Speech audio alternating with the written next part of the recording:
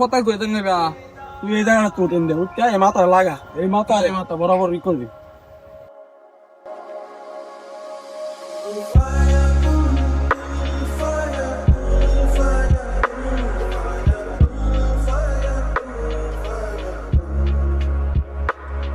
এবার সুন্দর মতন গিফট দিবি। হ্যাঁ এই উপরে ওই মাথার হাত লাগাইবি। এই বাসাটাও বাসবো পতাকাটা বাড়ির সামনে।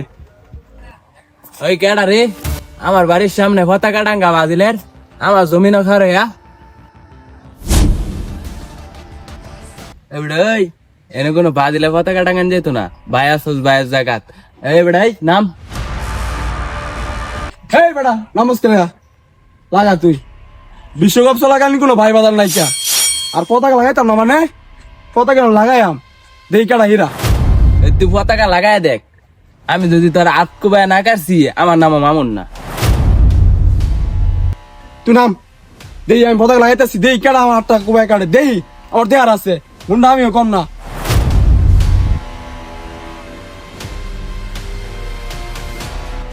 ওই তুই কারা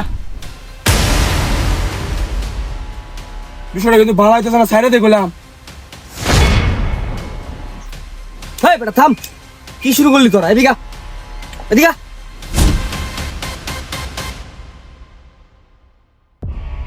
বাইস্তারা এদিকে কি সমস্যা কি হয়েছে তোরা এরকম করতেছিস কে কারণটা কি কাকা আমি একটা পতাকা কিনে আনছি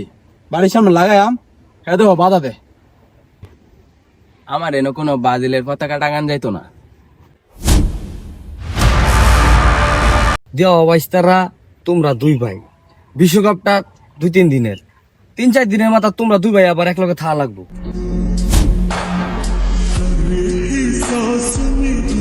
ঠিক আছে তো এনে তো আমরা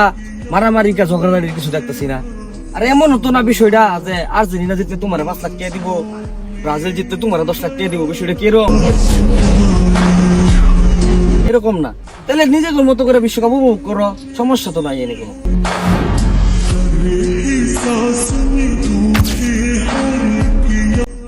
এক ভাই এই বিশ্বকাপ নিয়ে আঙুল দুইবার মারামারি করার কোনো প্রয়োজন নাই। কাকা যে কথাটি কইছিল যে মাথা ধুয়ে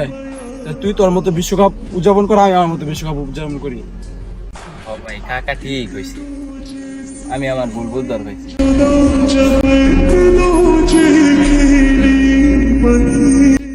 তো দেখেন বাংলাদেশে এরকম অনেক কাহিনী আছে ভাই বাদারে নিয়ে এইসব ঝগড়াঝাড়ি লাগে বিশ্বকাপ নিয়ে আসো আপনারা ঝগড়াঝাড়ি করবেন না